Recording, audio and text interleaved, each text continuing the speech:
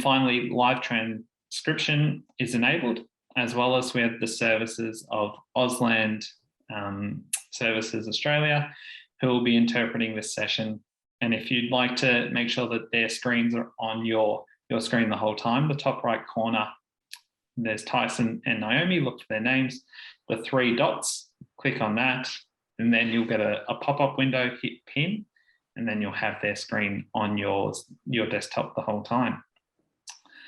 So I'd like to acknowledge that I'm hosting this webinar from the lands of the Bunwarran and Wurundjeri people and offer our respects to their elders past, present and emerging.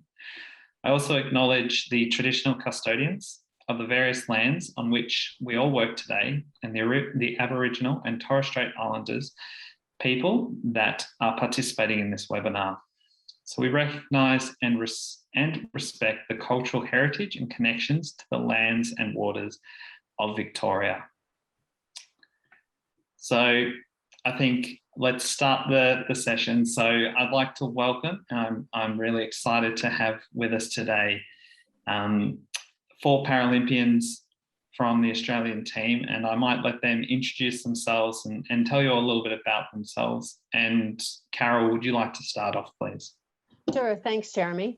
I'm Carol Cook.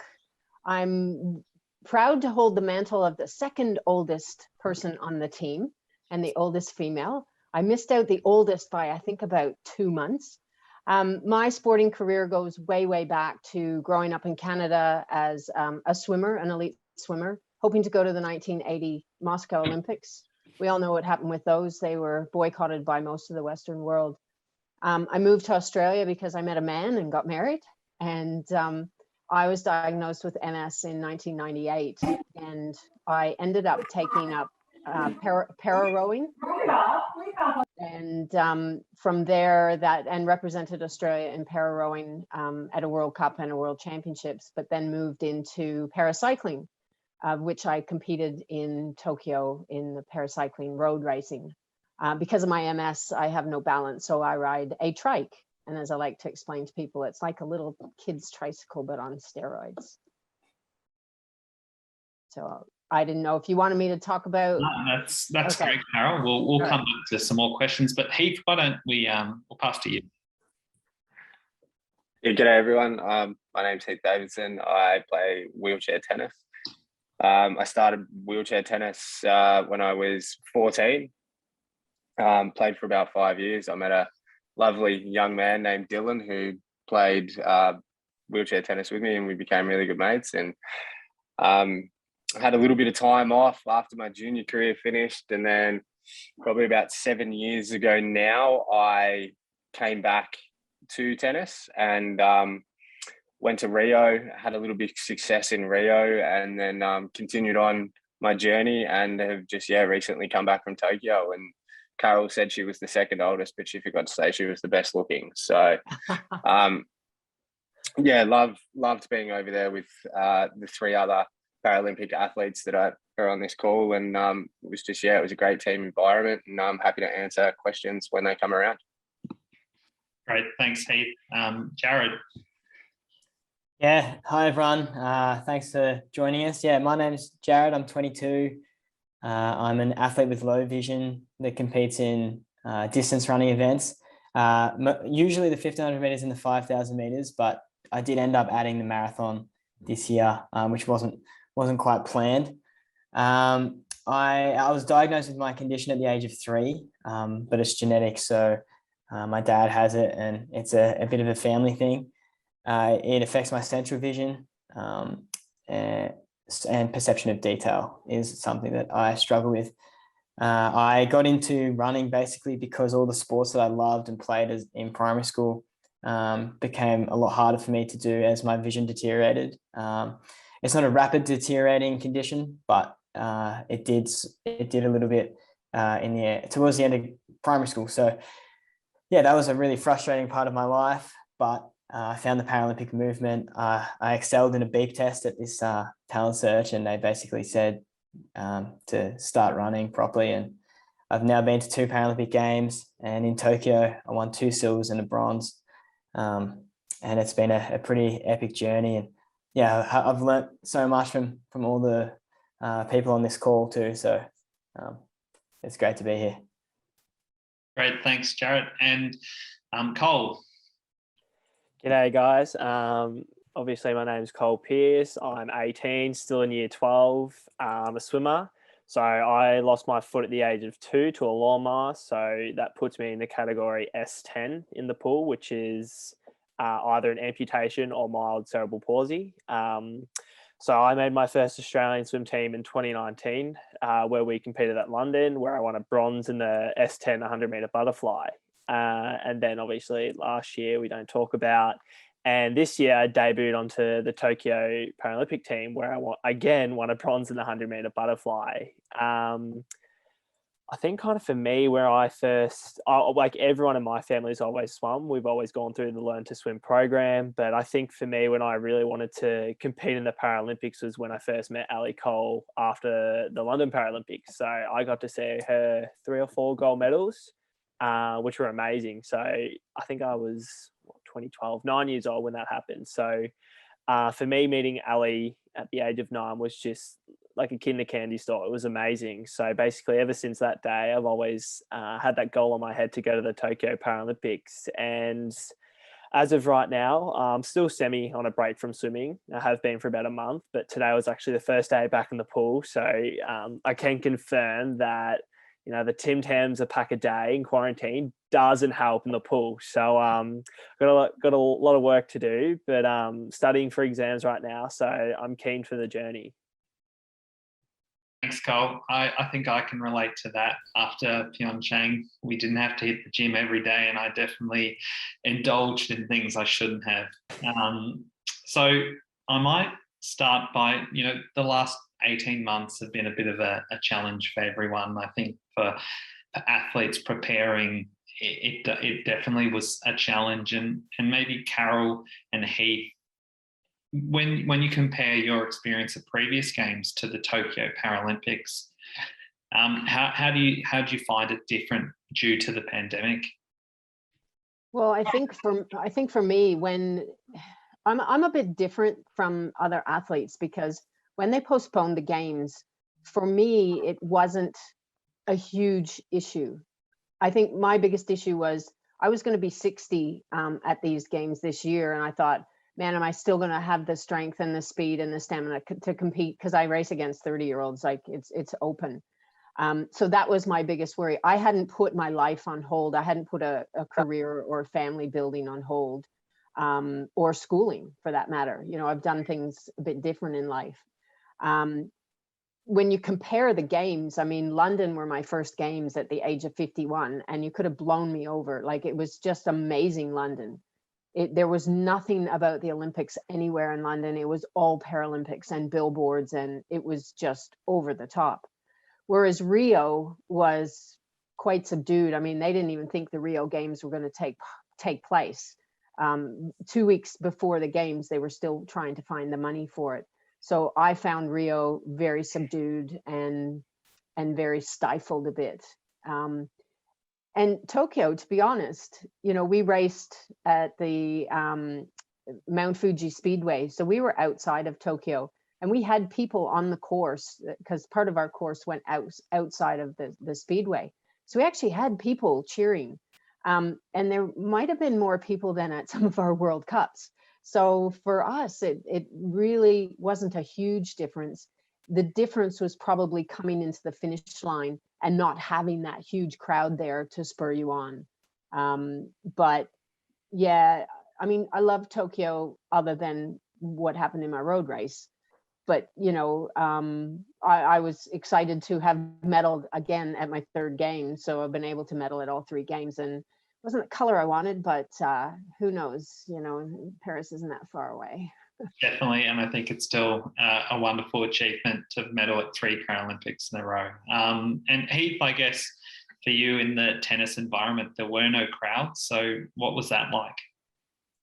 Yeah, definitely it was really different. I mean, we only really play a couple of tournaments a year. We play 4 Grand Slams a year where we get really good reception of people that come and watch and stuff like that. So not having people there definitely wasn't something that we haven't dealt with before. But being the Paralympics, we thought that that's the big event for us. Like, we train for 4 years to play the Paralympics, especially in parasport. It's like the Paralympics means everything to us guys.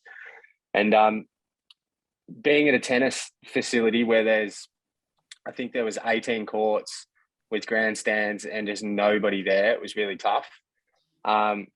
Very different experience for me compared to Rio, obviously, because I wasn't even supposed to go to Rio. I got a wild card because Dylan needed a doubles partner. So I'd literally only been playing tennis again for 18 months before I went to Rio. And yeah, was lucky enough that I had a bloke to carry me all the way through to a nice gold shiny thing at the end of it.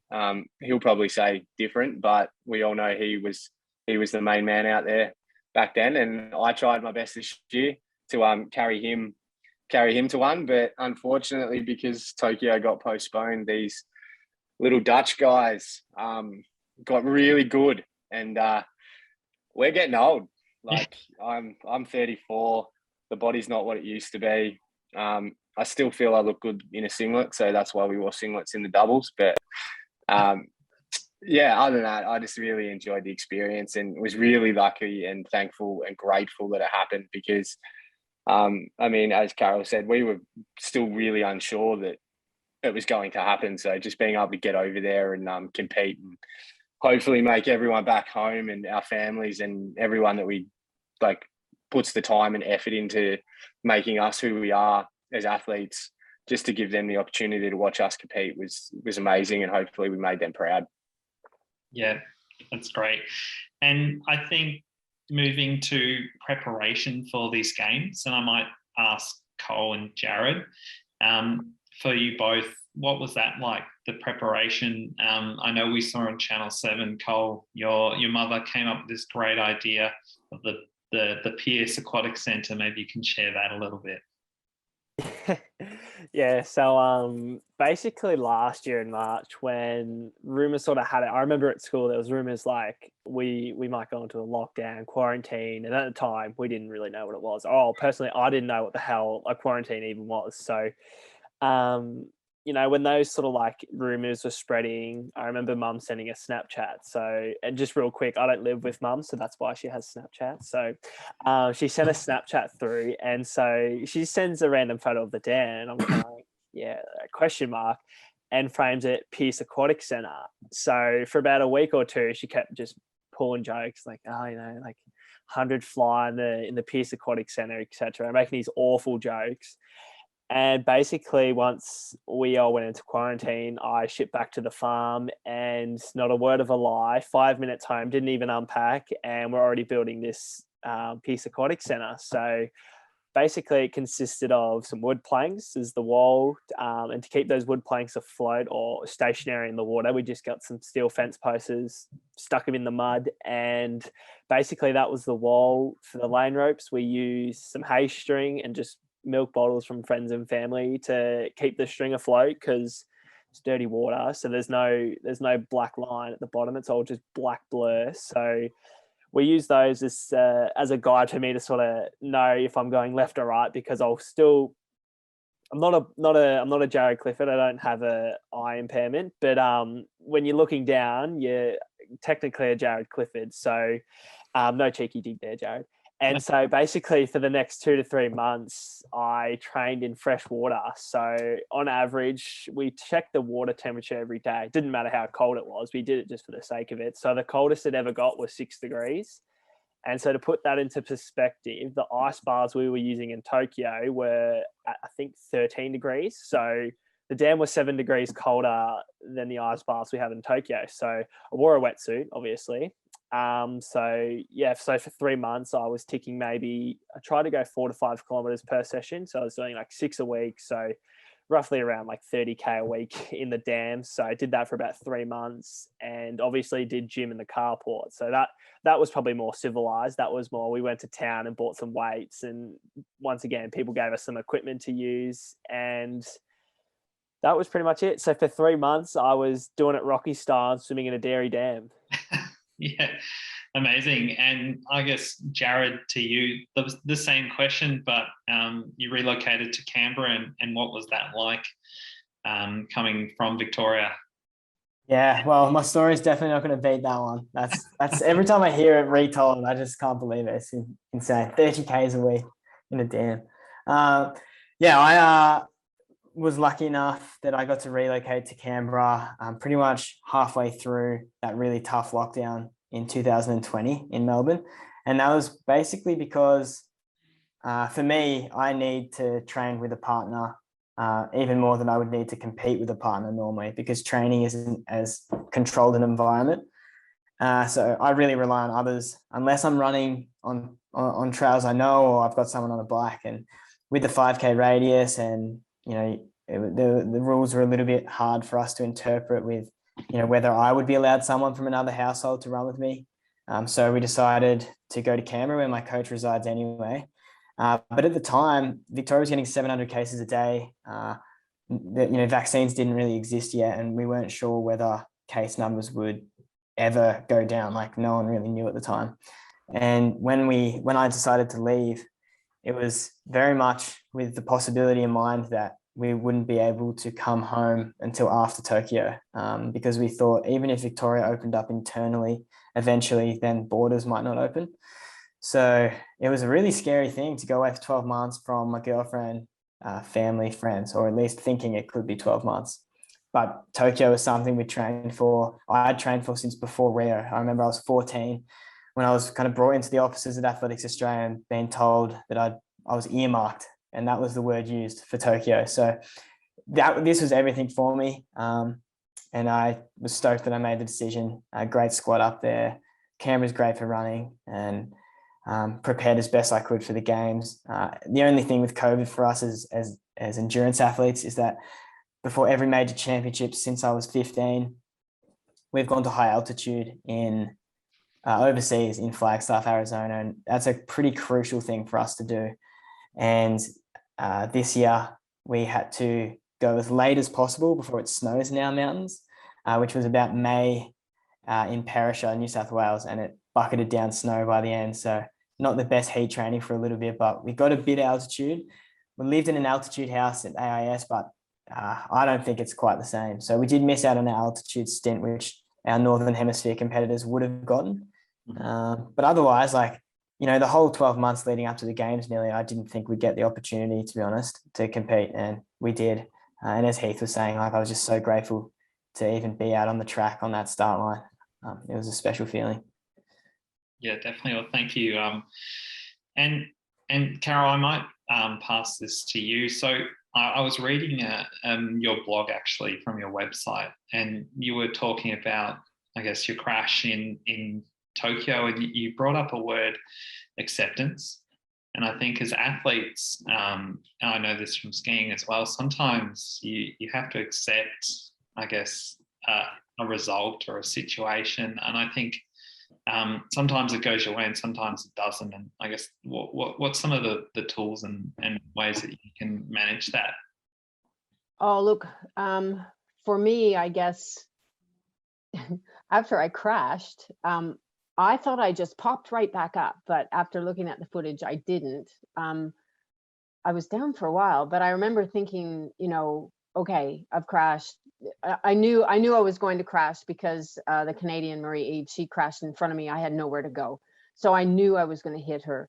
There were a few choice words that came out of my mouth just before I hit her, but I tried to relax into it.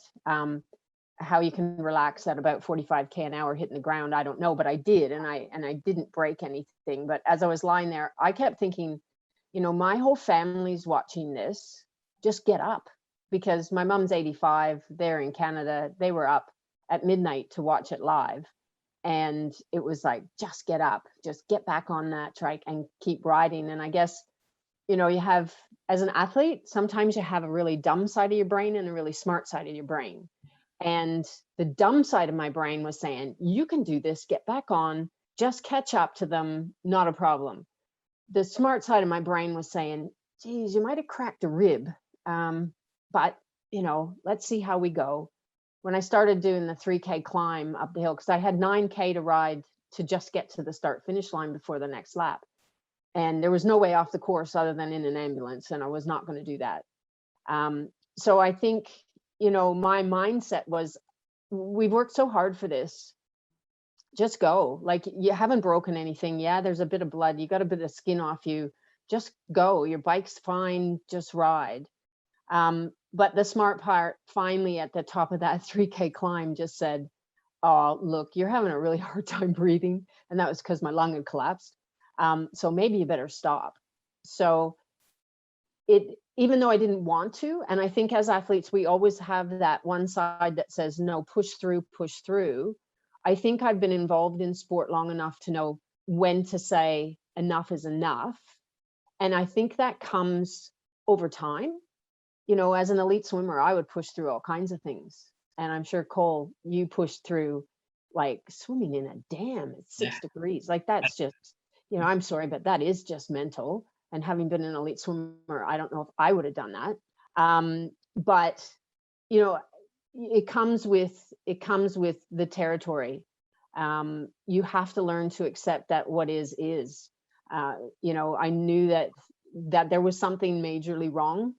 And so I had to accept the fact that I wasn't going to be finishing this race. And I always find that you have to find a positive out of a negative. And I did out of that, that crashed. I found two positives. One was that I had 2 firsts in that race. First ever DNF beside my name, and the first ever crash in the race. And I figure, well, I've got them out of the way, so it's not going to happen again. And so I think you always have to find the positive, no matter whatever it is in life that's negative. It's like when I was diagnosed with MS, the neurologist was an absolute idiot and told me that my life as I knew it was over, and to go home and put my affairs in order before I became incapacitated. Now, I always say he was right in one aspect, that my life as I knew it was over, but he was thinking in a negative way, and I like to think in a positive way. Because if I hadn't been diagnosed with MS, I wouldn't have had the experiences over the last 10 years. I wouldn't be sitting here talking to you guys. I wouldn't know Heath or Jared. And I don't know Cole personally, but I know of him. I wouldn't know all these people. I wouldn't have done the things that I've done over the last 10 years. So you have to learn to accept change in life, because even if it's bad, it can become good. And I think a lot of that comes from, number one, being born pig-headed and stubborn. That's not something you can learn, but you can learn to realize that change can be good, even though it seems bad, and just run with it. Yeah, a resilience, isn't it, as an athlete? Yeah, and resilience can be learned. Accepting failure. I haven't always done the best, and you have to accept that. Okay, well, did I? And looking back at what you've done, did I do everything that I could possibly do on this day to be ready for this day? And that was like the road race. Even though I crashed, yes, I had left no stone unturned. I'd done everything that I could possibly do. Other than I knew that Marie-Eve crashes a lot.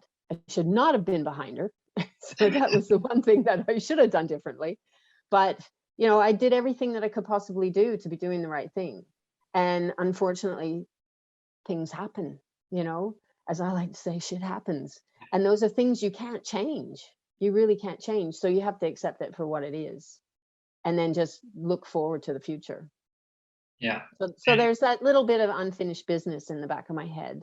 So definitely. Well, Paris, like you said, it's only 3 years away. And I'll be 3 years older, but who knows? I never say never. Yeah, great. And I guess to that and to all of you, you've mentioned how important is family as an athlete, and the support, I guess, over the last 18 months especially, how have they played with your support as athletes on the road, overseas, lockdowns? Maybe Heath, would you like to mention anything, or Jared? I'll pass it to you too. For me personally, I've had some ups and downs with my family over my journey, so it's been a bit different for me, I guess, maybe to the other guys. I've only recently sort of started having a relationship with my dad again, after a long time, about 10 years of really not speaking. My mum's the greatest woman in the world, love her to bits, but mum went down a bit of a bad road there as well. And recently she's just being diagnosed with Parkinson's, dementia and lung cancer. She's really crook at the moment, and she was going through that. She got diagnosed in January, so that was pretty tough. Obviously this year, especially trying to get ready for the games and being away, because I had to travel to Europe for 4 months with Dill to play some tournaments and stuff, just so we could get to match practice, because there was nothing in Australia and stuff like that. So, but I do have a really, really, really tight group of friends, and my support team at tennis, like Dylan, Francois, Brenda, everyone at Tennis Australia. I live with my cousin, who's just a massive supporter of me and helps me as much as he can. So as much as my relationship with my actual family may not be the greatest, I consider everybody else I've just mentioned my family, and they've helped me heaps through lockdowns and quarantines, and when I've been away, and helping out with my mum and my brother's intellectually disabled, so he lives in a home, so just making sure he's looked after and stuff like that is something that they all chip in and help out with. So yeah, really grateful for them, and just I guess family to me means more than just bloodline. So I do have a lot of family out there, and I love them to bits, and just really thankful that they're always here to support me, and I've always got my back. And Jared, are you still there? I think we've lost you. Yeah. Oh no, I'm here. Yeah. Yeah. No. You mentioned your girlfriend, Jared, how big a support I imagine she was. I know for me, when I was traveling with the team, we were overseas for 8 months at a time, and my girlfriend surprised me in Korea. I guess for yourself, how was that relationship and the support? Yeah. No. Well, first, sorry to hear about your mum, Heath. Yeah, my girlfriend, she was a massive support, obviously, for us to make that, potentially year-long commitment in 2020 was huge. And I'm happy to say we've got through it, and we've just moved into a place. But it's very, for me, my reliance on other people is tremendous often. And, I've got her, and then I've got my guide, who's also my best mate for 10 years plus, and my training partner, Tim Logan, and he lives like a K from me. So between them two, I barely have to do any runs by myself. She's on the bike or he's on running with me. And I couldn't train to the extent that I'd have to train without them to be the best that I can be. I'd be training at a lot slower paces, for instance, if I didn't have them. And I think that support is crucial. But in terms of support generally, like I find similar to Heath, like if you surround yourself with some incredible people, like that becomes family. So anyone from my athletic club, who I love going down there to train because it doesn't feel like work. It's just the greatest atmosphere, to running along a local trail and people will shout out. They may not even know who I am at all, but they're just shouting out some encouragement, and that feel like I think small things like that people don't really realize the significance of. But when I'm running past and I hear that from a passerby, it actually gets me through the miles. Like I run up to 150 Ks in a week, and it's a pretty monotonous thing to do. So support that gets you through it can come from even a stranger to the people that are just there for you. Like you could give them a call. You might not have spoken to them for 6 months. You give them a call and they'll still be there straight away. So yeah, I've got a heaps of diverse range of people supporting me.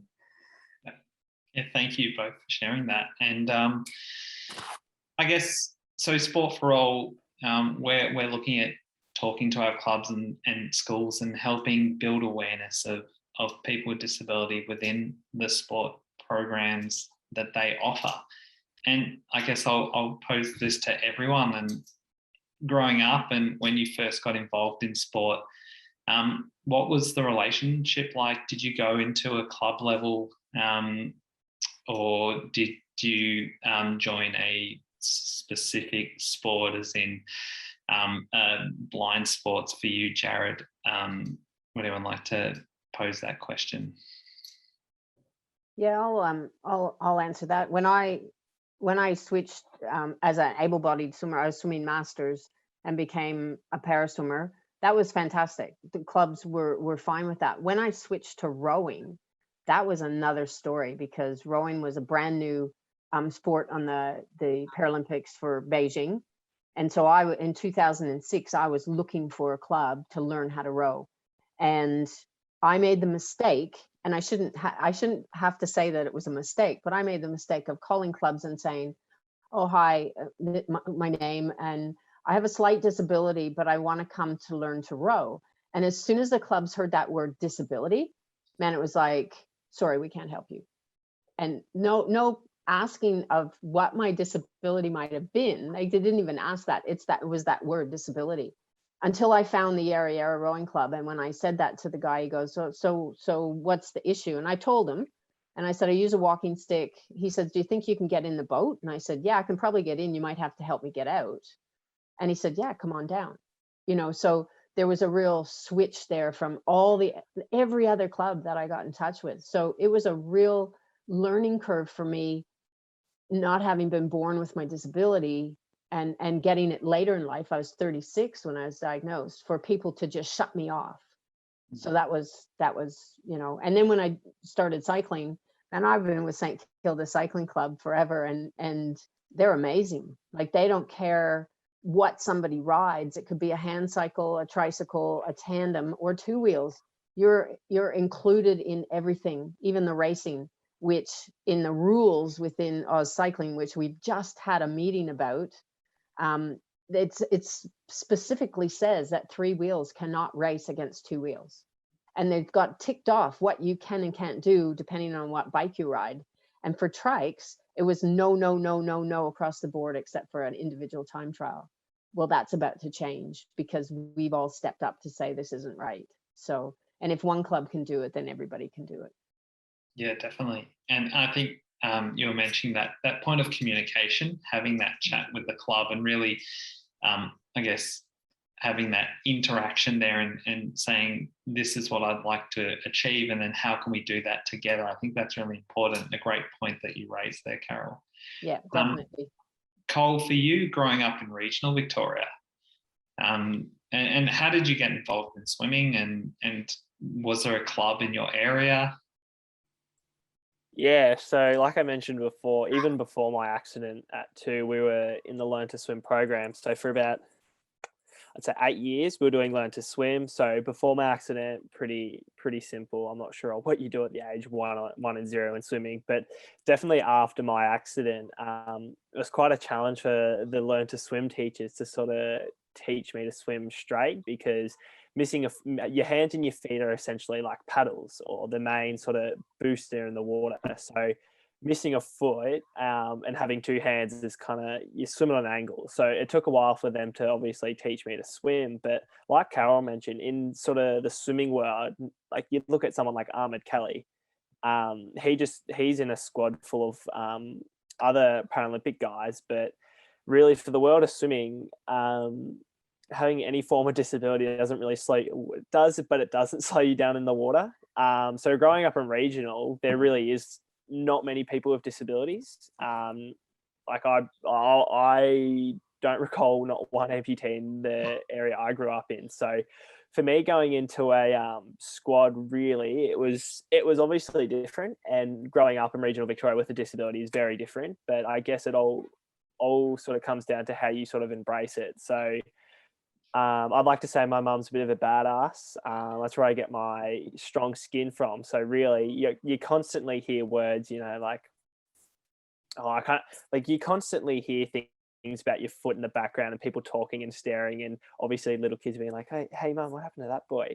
So obviously you got to have strong skin. But in the swimming world, I think it's great. Like, everyone's quite inclusive, and like in the water, it's not like you have one foot. Yeah, it's like nothing a pair of paddles or a pull weight can fix. So definitely growing up was different, but I think you've really just got to embrace the impairment you do have, and you've just got to learn to live with it in a good way, really, because for someone like me missing a foot, it's not growing back tomorrow. It's gone forever. So I think really just accepting it and learning to adapt to it. So for me, like diving off the blocks in my turns are trash. That's all I work on, and not all, but what my main focus is in training is the start and the turns, because having 2 feet to 1 foot, there's a huge difference. So my competition, I'll have great starts and great turns. So I think it's different, but it's great.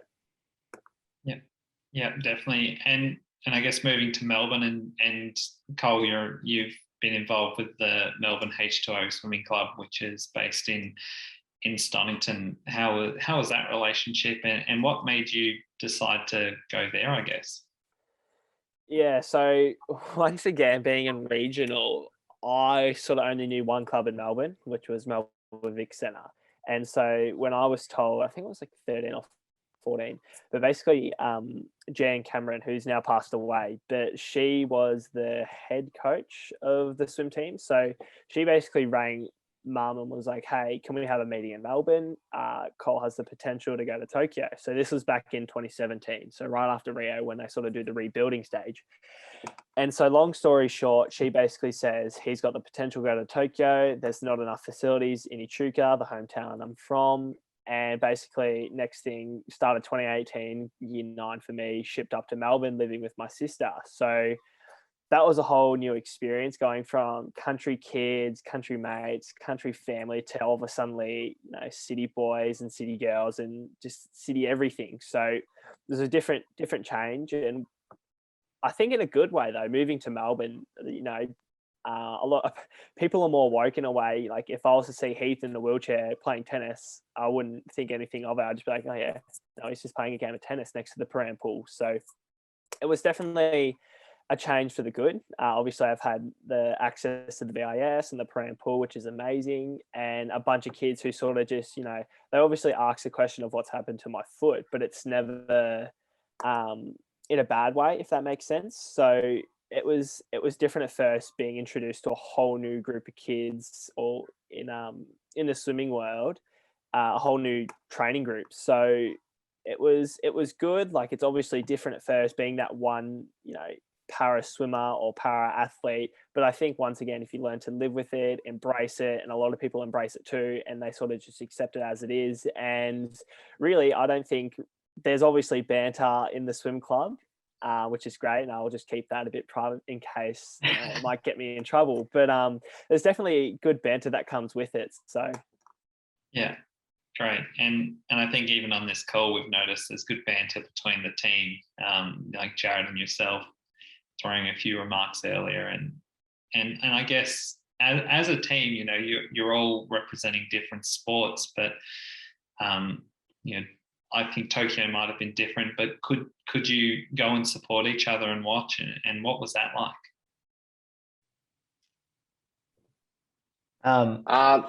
You go, Jared. Oh, mine's pretty quick. Like, I think, in athletics, you could go to your own sport. My marathon was on the last day, so it was quite difficult, but I was always down the bottom of the building, and when people would walk in, you'd always be, giving high fives or even hugs. You kind of ride the highs and lows with everyone to a degree, and I think that's why our team's so special. I know now my own training group, that's quite intense too. Like we had people that, like me, I probably fell a little bit short, but still had a really good games. The people that had absolutely incredible games, and people that were devastated. And but like the tight knit culture that the people before us in the Paralympic team have created means that there's always someone there for you, and you're always there for someone else too. So it's a pretty special environment to be a part of. Yeah, and Heath. Yeah, I was just going to add to that. Back in where was it, in Rio? Like, I went to heaps of sports. Like, I went and watched the boys play rugby. I went to the wheelchair basketball. and obviously in Tokyo, we didn't have access like we did back then. But I feel like in Tokyo, and I can't speak for the other ladies and gentlemen on the call, but I felt like we were more of a team. Like, as I said, I had a beer with Cole and I spoke to Carol. Like, me and Carol work together, obviously, so I see Carol a lot. But just like, we interacted as a team a lot more, which made us become a Paralympic family instead of just separate sports over there competing and then sort of going back and having dinner with your sport, and that was it. Like, I was having breakfast with the boccia guys and girls, and like Riley was doing interviews, and we were just all downstairs like interacting and giving everybody support when they needed support, or giving everybody a big high five and a cooey, as everyone likes to do. I don't get it, but it's just something that they do. But yeah, I just felt like it was a lot more like family orientated, and we're all there to help each other this time, which was really cool, and which I think we will take in to Paris. Like, we will bond. We bonded a lot more this time, which I feel like will be great moving forward. I just want to know how much beer Heath actually drank, because I wasn't actually in the village. Cycling was 2 hours outside of the village, so I'm not quite sure where he spoke to me. Might have been on the plane. It might have been. I did have a few. But even though the cycling was 2 hours outside of, I think we were in Shinjuku near Izu. It was a beautiful area, and but we weren't anywhere near the village, and unfortunately, I didn't get to see the village at all, except from a car when I was there after I got out of hospital. Whereas the rest of the cyclists actually went into the last night, to the party. I saw a video. Maybe that was it, Heath. Maybe you thought you were talking to me on the video. Yeah, it didn't matter that we were 2 hours out. We still felt very much a part of the team. They had a huge TV set up in the hotel. We had a whole hotel to ourselves, and they had this huge TV set up. There was a new app using Team App that Paralympics Australia used, so that all the results were coming through, which was fantastic. I was looking at all the swimming. I was watching, Cole, I was watching the swimming. I loved your interview. Jared, I watched every race that you did. Like, it was just so good to be able to see that and to see the results and still feel, even though you're so far away, part of the team, which was much better than I think in the past, even though you couldn't go to events to watch. Yeah. Back to your point earlier of a silver lining, I guess, a change, Carol. Oh yeah, most definitely. Yeah. Yep.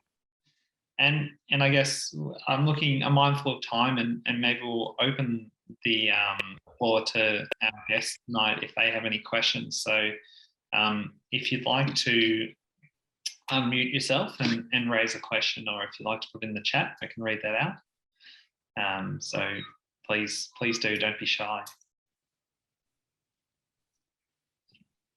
Hi, Jeremy, it's Kate here. You kind of asked a question that I actually had. I'm from a netball association, and we're just implementing an All Abilities program. And it was really awesome, Carol, to hear what you said in terms of making sure that when people bring up, that you're being inclusive. Just in terms of, I guess, so I've heard a lot of what you've all said around that. What else would you recommend to associations to support players coming in and to support that pathway? I think you can't just assume. Don't assume that you know what they can and can't do. I think most people living with a disability will be able to tell you what they think they can and can't do. Mm-hmm. And you know what? Whatever they can't do, they can learn. Yeah. And they might just have to do, like myself, I can't ride 2 wheels anymore, but I can ride 3. So it's about finding those little ways around the things that they might not be able to do, but trying to switch them up to be able to do it in a different way. But communication is key. I can't stress that enough. Talk to the person, they know what their abilities are at that starting point, and then you'll find ways around to build those abilities. And one of my interviews, I said, I think it was after the time trial, and I was talking to Channel 7, and they said, I wish people would see the capability and not the disability, the ability of all these athletes here, because it's absolutely amazing. And so you will find that people who come to you with a disability will absolutely blossom as long as you communicate with them. Terrific. Thank you. Anyone else have any questions? It's Paul Taylor from the Prahran Football Club. Just wondering how else people like ourselves involved in Clubland, how we can support yourselves in the awareness and the inclusion. And I'm just thinking around, like, we've all signed on to the program because our clubs obviously are very keen to do whatever we can do. But and I've spoken to Jeremy about this, we're all sort of on the learning curve. But is there things like having some of yourselves come along and speak to our people? Is that the sort of stuff that can help out in terms of advancing the inclusiveness? So you can tell just by the way I'm speaking, it's some stuff we're just finding our way, and you want to do it the right way as best you can. Yeah, definitely. And I mean, one of the things that we've done with Get Skilled Access, and maybe Ben, who's on the call, can speak to it, is we've actually gone into businesses, which I'm sure can be done with sporting clubs, with wheelchairs, and get you to try them out and see what you can do, see what you can learn from being put into that position. And like in Jared's place, put a blindfold on and try and see what he sees, if you know what I mean. And maybe Jared, you can talk to that more. Yeah, well, I was going to say, like, in my experience, I found that people, there's people that have had a lot of experience with disability, whether it's in their family, themselves, or friends. And then I do find that there's also a lot of people that have never encountered knowingly disability. And sometimes those people are a little bit uncomfortable. And I think getting people in, basically what Carol said, that kind of stuff. Getting speakers in is also another good thing. Like, the more people with disabilities are seen by people that, I don't know, for some reason are just uncomfortable because they're not sure how to act or not sure what to do, is good, because the more there is visibility for people with disabilities, then I think for the entire of our community, it will be better. And yeah, like, the thing I was going to say to the other question was, yeah, very similar again, was don't assume people's capabilities. Even if two people have the same disability on paper, how two people will handle it could be extremely different. Or not handle it, but like confidence, the things that they've learned, and stuff like that. So, and let them and listen, and always be ready to listen. And basically what Carol said, don't assume you know everything, even if you're an expert, I think. Yeah. And if I can add to that too, Jared, you're spot on, and it's a great question. I think getting speakers down to a club is an awesome way of taking a step in the right direction, and it's absolutely fine to not know if it is a good step to take or not. And I think there's a way in which you can do it that would work really well for the club, because obviously you're here tonight, which is fantastic, and you're representing the club. But like you say, how do you give this same experience to all of the members at the club? So whether it's at a presentation night, whether it's after training or before training, yes, speak to either some of these guys or other para athletes. Speak to Jeremy; he can connect you with the right athletes to come down. But don't just get them to come down and talk about their stories. Get them to do that to start with. Then create a safe space for all of your members to have the open discussion that we're having now, and sort of ask those questions that ABC show did around you can't ask that, because like listening to all of the guys speak tonight, there's no question that's sort of off limits. So create that safe space, and then maybe get them involved in training. And then all of a sudden, members are seeing what they're capable of, and those barriers and that sense of being uncomfortable is just being broken down right in front of them. It's a great idea. Thanks, Ben. That's good. Thank you. I think we've got time for one more question. Does anyone have anything else they'd like to ask? Can I be a hog? I've got a second question. And it comes off exactly, Paul, I think you and I are probably in a similar position in terms of what we're trying to do with our clubs and associations. But so and Ben, at the last seminar, you really challenged our thinking at Paran Netball in terms of how we can be more inclusive. And so my question, I guess, to the athletes is, all abilities programs give you a good pathway, particularly if you wanted to go for the Paralympics. But is it also important to have, if possible, the mixing, playing in just general competition, and what your experience was like with that? Oh, for sure. Like what I was saying, with St. Kilda Cycling Club, they let para-athletes ride with able-bodied athletes, whether it be training or in competition. They break all the rules. They say, no, we're going to be inclusive. You can look at that. And I wanted to do a crit race with Carnegie.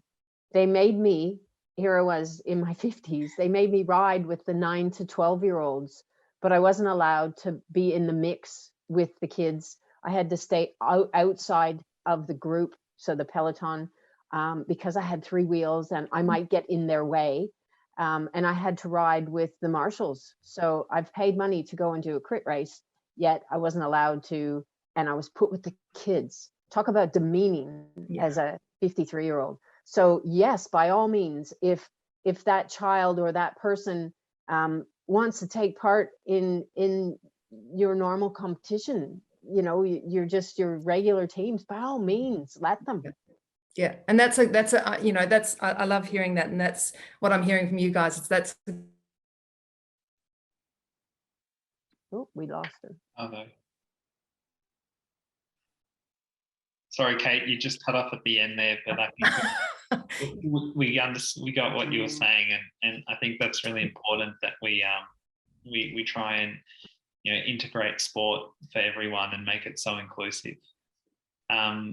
So I think I'd like to thank our panelists tonight, Carol, Heath, Jared and Cole, and I really appreciate you giving us the time tonight and being so open and answering your questions and telling us your stories. I know everyone appreciates it, and I really do appreciate it as well. Thank you to the Auslan Services team for once again providing their interpreting, and to all the clubs and schools and members of the community that have joined us tonight. We really appreciate you to be part of this discussion and learning more about this space. This is recorded, so I can send this recording to you if you'd wish, and just send me an email.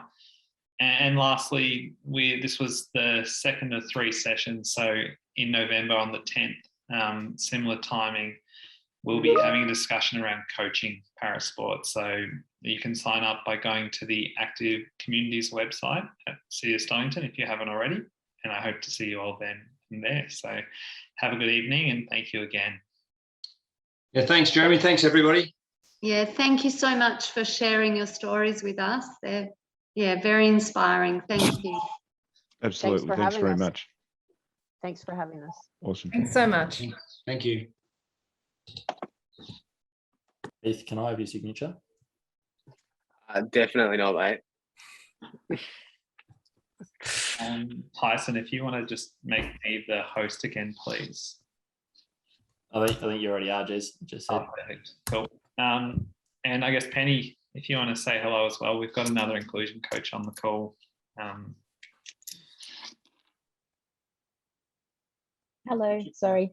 I had Hey, Penny. Nice to meet you all. Hi, Penny. Oh, you've got balloons. What's going on in the background of your house? My little one turned 4 and they're eating dinner, so that's what. Hence the happy video and the. birthday. Thank you. Oh, these guys. Hey, Layla. Happy birthday. Happy birthday, This is Layla. my eldest. Happy This is birthday. Mackenzie. Happy birthday. Bit shy. This is Layla. Oh, Layla, you can shy. see. Layla.